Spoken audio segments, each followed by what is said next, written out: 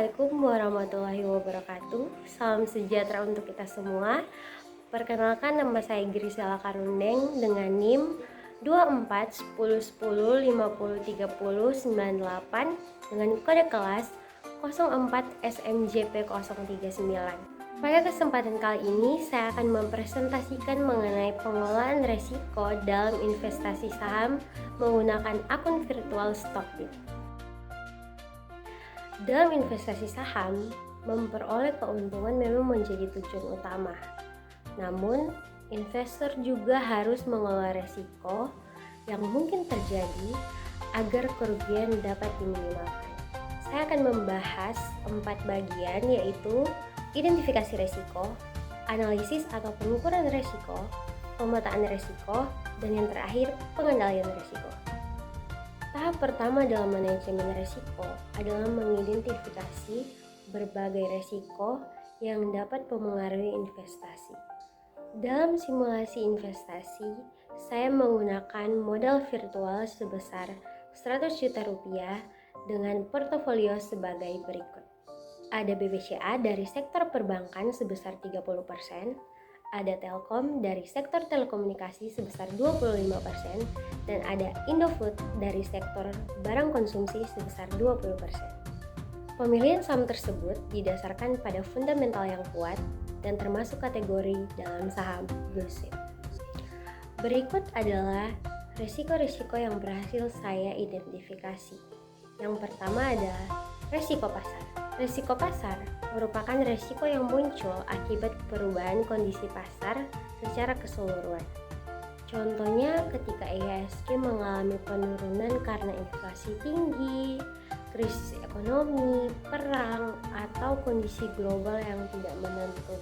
Akibatnya harga saham yang kita miliki dapat turun meskipun kondisi perusahaan masih baik.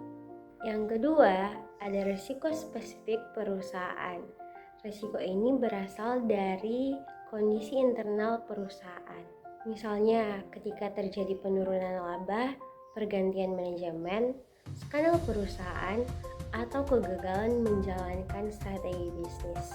Meskipun saya memilih perusahaan blue chip seperti BBCA, Telkom, dan Indofood, namun risiko ini tetap ada walaupun relatif rendah. Yang ketiga, ada risiko likuiditas. Risiko likuiditas terjadi ketika investor mengalami kesulitan dalam menjual saham yang dimiliki. Namun, pada portofolio ini, risikonya relatif rendah karena saham-saham yang saya pilih memiliki volume perdagangan yang tinggi dan mudah untuk diperjualbelikan. Yang keempat, ada risiko sektor industri. Risiko sektor muncul akibat adanya perubahan kondisi yang memengaruhi suatu industri tertentu.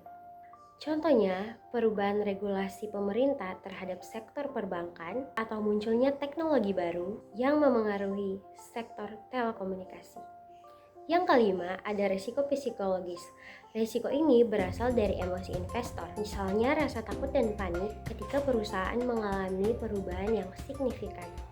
Banyak investor yang mengalami kerugian bukan karena analisis yang salah, tetapi karena keputusan yang diambil dipengaruhi oleh emosi. Di sini saya menambahkan 4 jenis risiko, yaitu yang pertama ada risiko inflasi. Risiko inflasi terjadi akibat kenaikan harga barang dan jasa secara terus-menerus sehingga daya beli masyarakat menurun.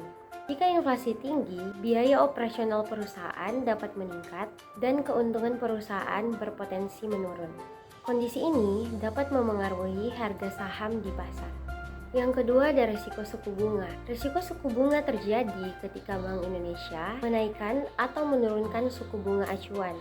Kenaikan suku bunga dapat meningkatkan biaya pinjaman perusahaan dan membuat investor lebih memilih menyimpan dana di deposito melainkan berinvestasi di saham. Akibatnya, harga saham dapat mengalami penurunan. Yang ketiga ada risiko nilai tukar. Risiko nilai tukar terjadi akibat perubahan nilai tukar terhadap mata uang asing. Perusahaan yang menggunakan bahan baku impor atau memiliki utang dalam mata uang asing akan terkena dampak apabila nilai tukar rupiah melemah, sehingga laba perusahaan dapat menurun dan memengaruhi harga saham. Yang keempat, resiko regulasi atau kebijakan pemerintah. Resiko regulasi muncul akibat perubahan kebijakan pemerintah yang memengaruhi kegiatan perusahaan. Contohnya perubahan aturan perpajakan, kebijakan suku bunga, aturan sektor perbankan, atau regulasi telekomunikasi.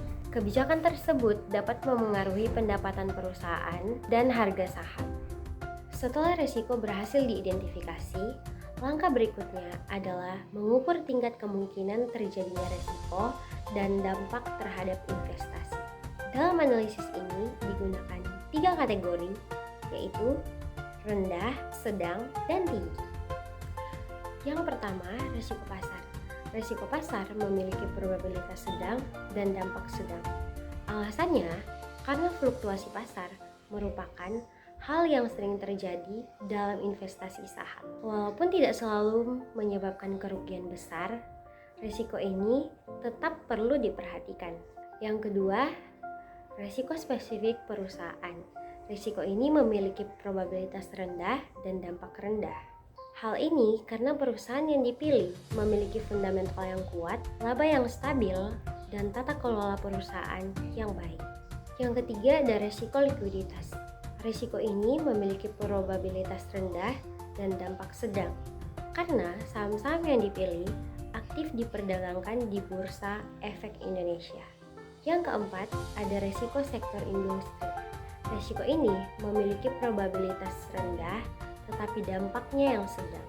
Artinya, kemungkinannya terjadi tidak terlalu sering, tetapi ketika terjadi dapat memengaruhi kinerja perusahaan dalam sektor tertentu. Yang terakhir ada risiko psikologis.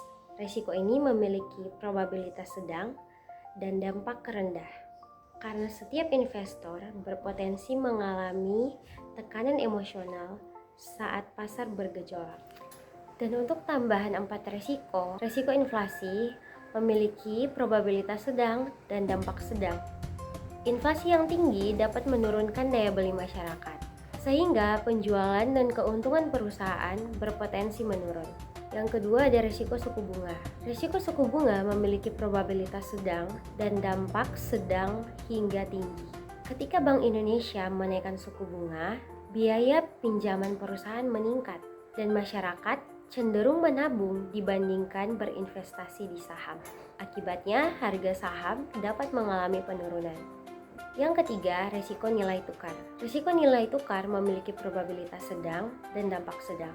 Perubahan nilai tukar rupiah terhadap mata uang asing dapat mempengaruhi perusahaan yang melakukan kegiatan ekspor impor. Jika rupiah melemah, biaya produksi perusahaan yang bergantung pada bahan baku impor dapat meningkat sehingga laba perusahaan berpotensi menurun. Dan yang keempat, risiko politik dan regulasi. Risiko ini memiliki probabilitas rendah dan dampak tinggi. Perubahan kebijakan pemerintah, pemilu, konflik politik, atau regulasi baru dapat memengaruhi iklim investasi dan kinerja perusahaan.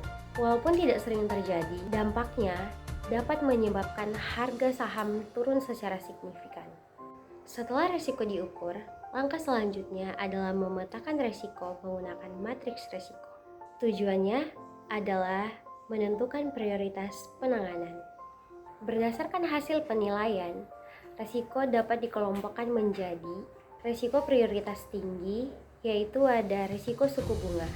Risiko suku bunga menjadi prioritas tinggi karena kenaikan suku bunga dapat meningkatkan biaya pinjaman perusahaan dan mengurangi minat investor untuk berinvestasi di pasar saham. Akibatnya, harga saham dapat mengalami penurunan yang cukup signifikan sehingga perlu mendapatkan perhatian khusus. Selanjutnya, risiko prioritas menengah. Di dalamnya ada risiko pasar, risiko sektor industri, risiko inflasi, risiko nilai tukar, dan risiko regulasi pemerintah. Risiko-risiko ini perlu mendapatkan perhatian karena dapat memengaruhi kinerja perusahaan maupun nilai portofolio investasi. Meskipun tidak selalu terjadi, dampaknya cukup besar sehingga investor perlu melakukan pemantauan secara berkala terhadap kondisi ekonomi, kebijakan pemerintah, dan perkembangan pasar. Yang terakhir, risiko prioritas rendah. Di dalamnya ada Risiko spesifik atau fundamental perusahaan, risiko psikologis, dan risiko likuiditas. Risiko-risiko tersebut tergolong rendah karena portofolio yang dipilih terdiri dari perusahaan blue chip, yaitu BBCA, Telkom, dan Indofood. Perusahaan ini memiliki fundamental yang kuat, likuiditas tinggi, serta tata kelola perusahaan yang baik. Walaupun demikian, risiko-risiko tersebut harus dipantau secara berkala agar tidak berkembang menjadi masalah yang lebih besar. Jadi, melalui pemetaan risiko, investor dapat fokus pada risiko yang paling berpengaruh terhadap tujuan investasi. Dengan demikian, sumber daya dan strategi pengendalian dapat digunakan secara lebih efektif. Dan tahap selanjutnya adalah menentukan strategi pengendalian risiko. Dan strategi yang saya gunakan adalah sebagai berikut. Yang pertama, diversifikasi portofolio. Saya membagi investasi di berbagai sektor yang berbeda, yaitu perbankan, telekomunikasi, dan barang konsumsi. Tujuannya agar ketika satu sektor mengalami penurunan, sektor lainnya dapat membantu menjaga stabilitas portofolio saya. Yang kedua, saya menetapkan batas cut loss. Saya menetapkan batas cut loss sebesar 5% untuk setiap saham. Yang ketiga, batas kerugian portofolio. Saya menetapkan batas kerugian portofolio sebesar 3-5% bila harga saham turun lebih dari 5% dari harga beli dan terdapat indikasi penurunan berlanjut, maka saham tersebut akan dijual untuk membatasi kerugian.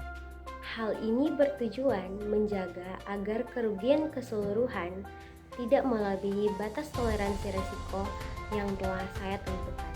Selanjutnya ada profit taking. Saya menetapkan target profit taking sebesar 10%. Ketika target keuntungan tercapai, sebagian atau seluruh saham dapat dijual untuk mengamankan keuntungan yang telah diperoleh. Selanjutnya monitoring berkala, yaitu portofolio akan dievaluasi setiap minggu sekali. Dan yang terakhir ada disiplin investasi. Saya berkomitmen untuk tidak mengambil keputusan berdasarkan emosi saya sendiri. Setelah melakukan identifikasi, analisis, pemetaan, pengukuran, dan pengendalian risiko, saya juga melakukan stress test. Stress test merupakan simulasi untuk mengetahui bagaimana kondisi portofolio apabila terjadi situasi ekonomi yang ekstrim atau tidak sesuai dengan harapan. Tujuan dari stress test adalah agar investor sudah memiliki rencana tindakan sehingga tidak mengambil keputusan secara emosional ketika kondisi pasar benar-benar memburuk. Jadi, manajemen risiko merupakan bagian yang paling penting dalam investasi saham. Melalui proses identifikasi risiko, analisis risiko, pemetaan risiko, dan pengendalian risiko, investor dapat meminimalkan kerugian sekaligus meningkatkan peluang untuk mencapai tujuan investasi. Dalam simulasi menggunakan akun virtual Stockbit ini, saya menerapkan strategi investasi konservatif dengan memilih saham blue chip, melakukan diversifikasi portofolio, menetapkan batas cut loss, melakukan monitoring secara berkala, serta menjaga disiplin investasi. Dengan pengelolaan risiko yang baik, risiko investasi tidak hanya berfokus untuk mencari keuntungan, tetapi juga untuk menjaga modal yang dimiliki. Sekian presentasi dari saya. Terima kasih atas perhatian dari Bapak dosen dan teman-teman semua. Assalamualaikum warahmatullahi wabarakatuh.